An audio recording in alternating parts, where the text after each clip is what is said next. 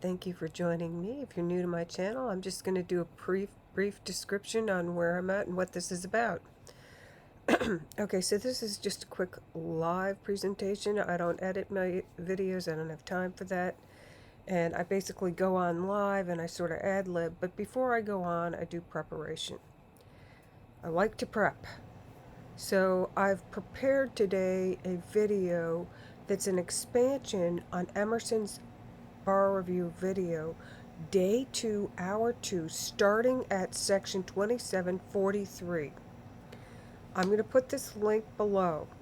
Yesterday I came on and I described how the playlists are going to be organized for supportive material for studying law first year subjects, and how I'm going through babybar type material, which is 1L. And today we're going to be talking about products liability, and basically what products liability is going to be limited to the theories of product liability briefly, and a discussion of those different theories as they apply. Now, I chose not to follow the same pattern that Emerson was following completely. He started with negligence in hour 1, and day 1, but then he switched over to other subjects on day 1, and then he came back to torts on day 2, and then he started talking about defamation. And I wanted to kind of tie these together in an order that made more sense to me. So that's what I'm doing for you. I'm going to give you it now. As far as these other theories, we've gone over negligence ad nauseum, expanding on torts negligence. We have not talked about strict liability, but we're going to talk about it today. And there are other theories of strict liability that are not tied to products liability, that involved land, abnormally dangerous activities in land, and also animals, keeping wild animals, things like that. So realize that when you're organizing your torts, and you're going to sue in torts, or you're defending yourself against a lawsuit in torts, make sure that it's applied for right. I'm going to talk about a couple of cases, and maybe you can look them up. I'm not going to expand a lot. So basically, the video that we're talking about and referencing is day 2, hour 2. And I decided to start in a new Word document because the other one was getting really long, and I can open that up and look at it later if we want to go back to negligence or if somebody has a question on those topics. But anyway, so the theory of products liability is basically a theory that one can sue or defend oneself against a civil suit for damages arising out of a defective product. Now, there's 3 types of defects, and it's important as to what type of defect there is, because it decides what kind of defenses you can have and how it's applied. So basically, product liability, defective product causes P, injurious damage. Anyone in the stream of commerce can be held liable. What do we mean by stream of commerce? I'm going to get into that in a minute. This is basically a cheat sheet, if you will, with a condensed version of briefs of a couple of relevant cases and precedent in these areas.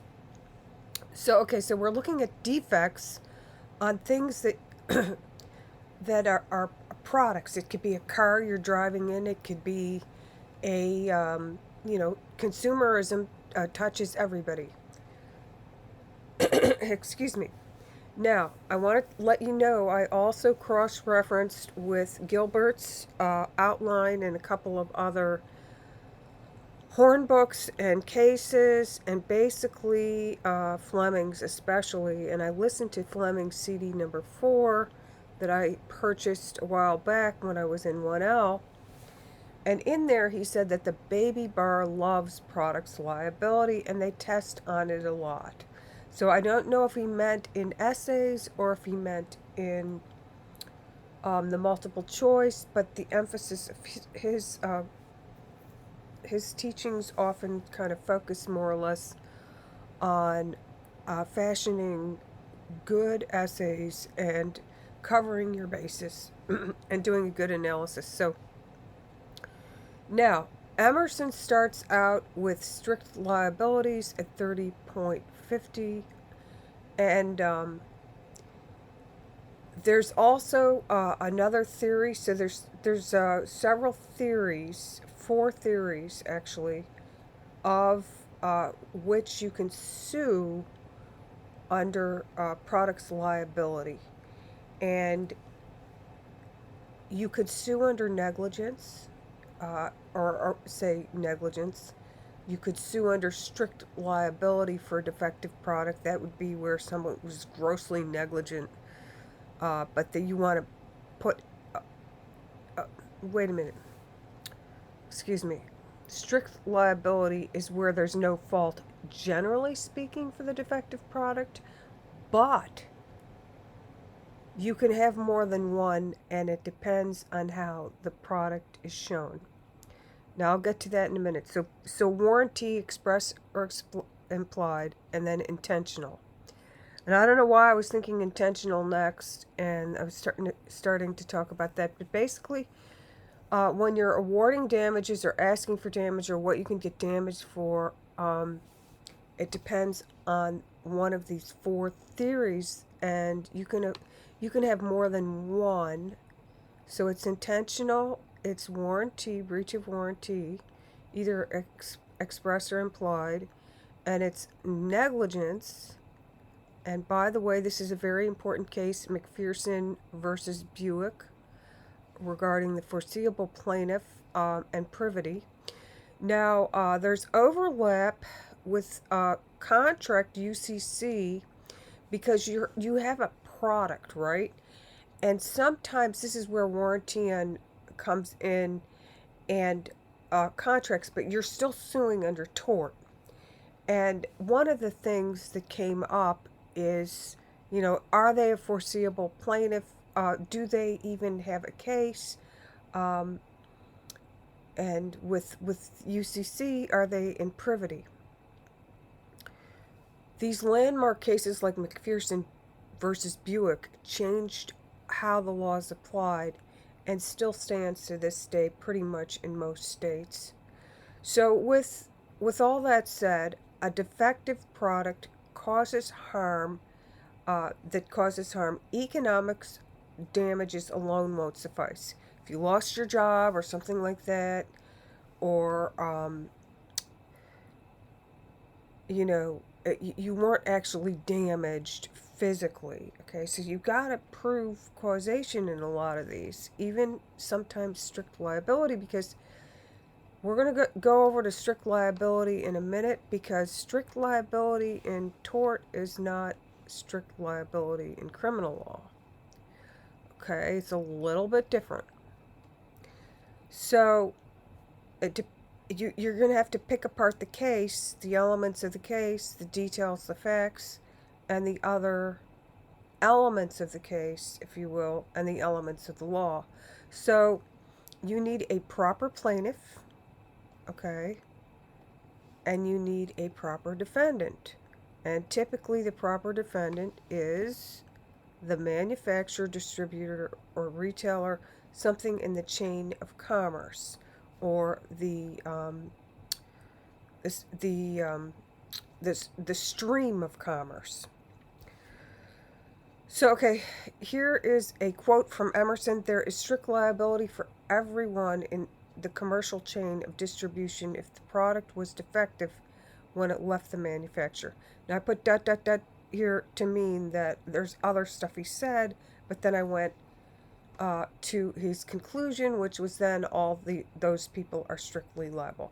And that is time-stamped at 3134 approximately. So, okay, there's 3 types of defect: manufacture, design, and warning. Okay, so when you're looking and picking apart the case and the fact pattern. You're going to look at, was it a manufacturing defect? Was it a design defect? Was it a warning defect? Now there's also vicarious liability in the stream of commerce. What does that mean? It means someone who's not directly manufacturing it or made the mistake or omission or, they purchased a shoddy material, a cheaper material that falls apart, and then the item that you purchased falls apart, and then it causes serious damage. Well, we're going to hold the manufacturer responsible for buying cheap products and cutting corners that are causing damage, right? So now liability, strict liability is not absolute, okay? That's what I meant when I said strict liability is not same as criminal law. It is a little bit different. The plaintiff has to prove causation of damages that are attributable to the defendant in some manner. Okay, so in strict liability, a person may or may not be at fault, right? Okay, this person bought a shoddy product, and the shoddy product fell apart, and a person was fatally wounded. And did they know that was going to happen? Well, no, they didn't know that. They were trying to save money. They weren't even thinking about that, right? Okay, so you've got chain of commerce, strict liability concepts. Now, I went over to Wikipedia just to double check, make sure I'm not covering all the elements. And they talked about strict liability in criminal law, strict liability in tort, and they broke it down for United States law and other jurisdictions. So if you want to go there, they have it, and they have like a law outline copy. We can go look just real quick. But that is one of the theories. Remember, we have several theories for which you can sue under products liability. Now, when you're doing that, let's see what we got here. I'm just going to put this in here. Okay.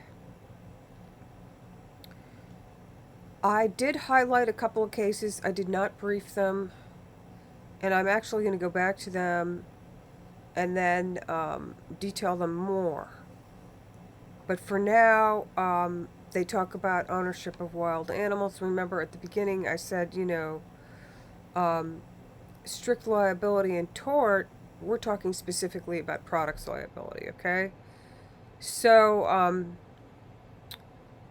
and they're talking about criminal offenses and, tort law. So here's tort law down here. They talk about English law, negligence, nuisance, and reasonably foreseeable. They talk about Rylands versus Fletcher. We talked about that last time. Car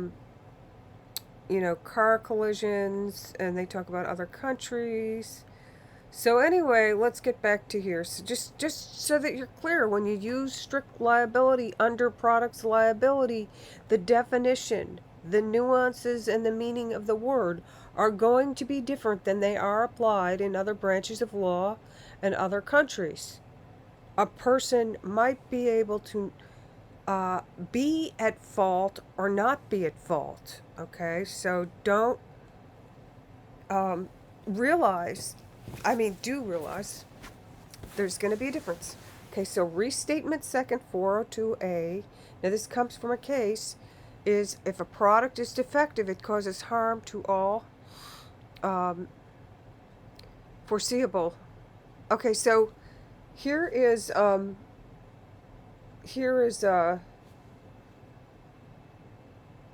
Emerson discussing the different methods of suing in tort, and he talks about strict liability, negligence, warranty. He didn't say intentional, but intentional is another theory.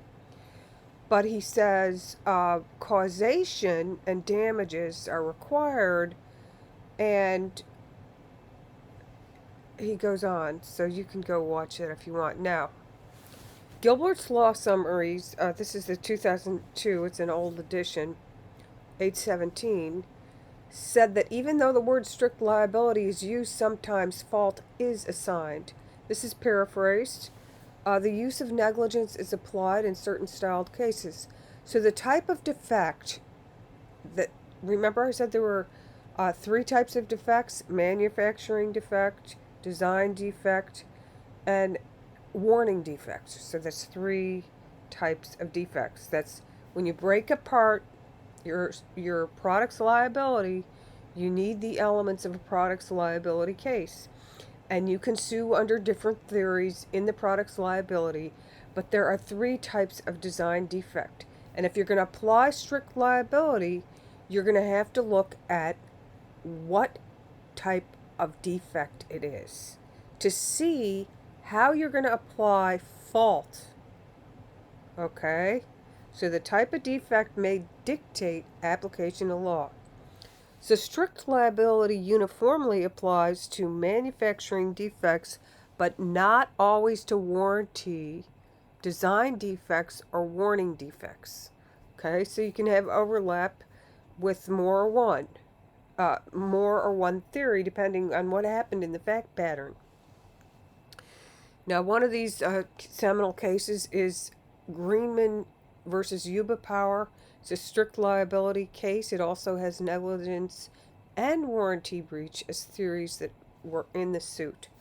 Now, this wife gave her husband a power tool, and it turned out to be defective. It damaged him, and the manufacturer that was being sued argued that he did not have privity. In other words, the warranty, the contract, the warranty of fitness for the product, implied or express, when you purchase the product comes with, a warranty and fitness for use, intended use. So they're arguing, he's not in privity. And they're like, in the ruling, they're like, no, this disclaimer, basically the court's like, nice try. When I was studying intellectual property law and internet law and cases to do with like shrink wrap or terms of use and things like that, a lot of the times the courts are going to lean on the consumer side and, shrink wrap and all this other stuff, this implied warranty, or you have to sign this, comes with this, you buy this product and it's like, well, we're telling you right now we're not going to pay for this, and it's only going to apply to this person, this warranty, the original purchaser. And the court's like, nice try. No, they didn't say nice try. They're like, no way. If he damaged himself with the tool that was defective and damaged him, privity is not an issue, okay? And that limited warranty is ineffective. So, you're going to get sides arguing their points, and you're going to have people saying, judges saying, wait a minute, I don't think the law is that narrow. I don't think that's what it means. And so we're going to go with, whoops, I just had something fall. Hold on. Okay, here we go. There we go. Okay. Let's get back to business. Okay, so basically the plaintiff, the burden of proof typically in these cases is on the plaintiff. They need to prove that the product is defective in one of the following three ways: either design, manufacture, or warning that caused them damage. Okay, now it has to be proven that it was unreasonably dangerous in its normal intended use. Now remember when I don't know if you covered this yet, but they talk about abnormal and normal dangers, and we looked at negligence a little bit and talked about that, but I'm just going to say that when you analyze the fact pattern to come to the right answer, try not to get too narrow in scope completely, because the courts tend to try to be reasonable. And so now plaintiffs only need to prove damages that were without, they don't have to prove foreseeability anymore. Okay? So they have to, they now shift the burden on the manufacturer. And they have to prove, the manufacturer has to prove that if they did indeed have this defect, that the risks of harm, the utility outweighs the risk of harm. So the consumer expectation test, the cost-benefit analysis test. Now there was an airbag case that he talks about, and I tried to look up that case and pause the video, and I was trying to find out what he was talking about in an airbag case, and I found this case, which was very sad. It was a family. They got a Ford truck before they had car seats, and for children over 2, you didn't have to have a car seat back in '99. And they didn't start having older kids with car seats and in the back seat, you know. But anyway, suffice it to say, it was an 8-year-old child in '99 when they purchased their truck, and the kid was in the car, and there was a wreck, and I don't know. I read the case, but it was basically the child was 8, and they got out of the seat, and they undid the seat belt, and they were thrown, the airbag went off, and they were thrown around, and they had severe brain damage. And the father felt really bad, and he was like, well, I read the directions on, you know, where to put them in the car seat and all this other stuff, and the airbag basically ruined them. And I don't know, it went on for years. The case went on for years.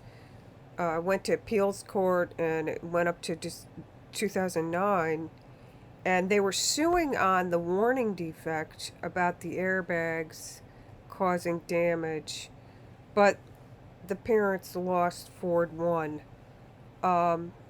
So I don't even know if I wasn't really sure what Emerson was talking about with an airbag case and a child. He said something about a roadster, so I don't know that this is the exact case he was talking about. But anyway, that's what I found.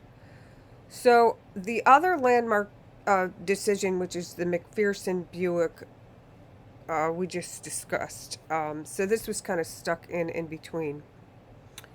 Now, I also looked up these other cases, and so before this, liability was limited to the original consumer, okay? So when you say the proper plaintiff, what you're saying is the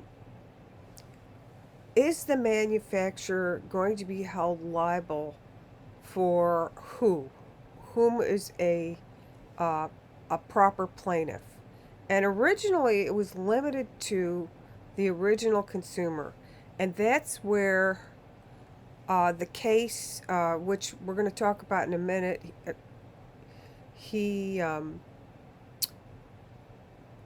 a husband and wife case where the wife bought the husband a power tool. Let me just kind of highlight this. Well, anyway, so when you're picking apart the case, you got to have the proper elements. And here's 2 cases. If you don't, if you haven't read this or briefed it, it might be a good idea to know about this. Elmore versus American Motors. This changed it to include as a proper plaintiff bystanders where appropriate. So now, versus Ford Motors, another one, added the retailers in the chain of commerce in the stream of commerce. So I already told you what this was and who's liable, but I'm giving you now the cases in part that are based on this and the restatement. So damages, actually that restatement 402A was from McPherson versus Buick. I mean, it's actually, if you read the case in the opinion, the judge cites that. Forget the judge's name. But anyway, okay, so when you go on to damages, what kind of damages can you get, And so basically the plaintiff needs to use the same factors in negligence. If they're saying negligence, they're going to have to prove causation. So if you don't understand about actual and proximate cause or factual cause, but-for cause, and legal cause, what the law's going to use as a matter of policy, the two prongs of causation in negligence, you got to go look back at those other videos. And I think in the title I have each EBR expansion has a number, and then it has details of what it's going to talk about. So there's one of these in here, I don't know which one, that breaks that apart for you and details it extensively. So now, can somebody just get economic damages alone? No, it's never recoverable. You can't say I was stuck in traffic in for hours and I lost the contract, and that contract was worth X amount of dollars, and it's because your product was liable on a person ahead of me that got in an accident due to a defective product. No, you're not going to collect. So can you recover damages? Yes, you can, for personal injuries, for property damage, and in special cases, sometimes if you have that already, you can combine it with economic, but it has to be more directly related to you or the plaintiff. It can't be someone who was a little further out there, and so that would not be recoverable. So another area where you could have defenses is the statute of limitations. Now, the statute of limitations for filing a contract in tort, it's going to be, a case in tort is going to be different than contract law. And so you need to follow the statutes where you are and look at them. A lot of places it's just 2 years. You have 2 years to say, hey, this product damaged me. So D can defend in some cases where there was unreasonable misuse of a product. When I say D, I mean defendant. So usually defendant is someone in the stream of commerce. And some states do allow the assumption of risk with contributory negligence as a defense under misuse of product, and also with comparative negligence. Now, indemnification, are you not going to be held liable? Are you indemnified? Okay, I just talked about this case, the Greenman Yuba Power Products, but I kind of filled in between. So basically, manufacturer's liability is based on implied warranty. Privity is not necessary. Law prohibits, as written in Restatement 402A, that writing in limitations on warranty or disclaimers where damages are the result of defective products. Now, the other subcategories are the intentional torts. Like if you're going to say I got battered, I was physically injured with the battery, you're going to look at the elements of battery, and there's also some crossovers here, which are property law, business law, contract laws, UCC 2314, implied warranty of merchantability, privity. So these kind of overlap a little bit, but you're supposed to know about how they're applied within a torts products liability styled case. Now, I'm going to go over this more next time because this is more on the negligence. So we're just going to be talking about generally strict liability in products, and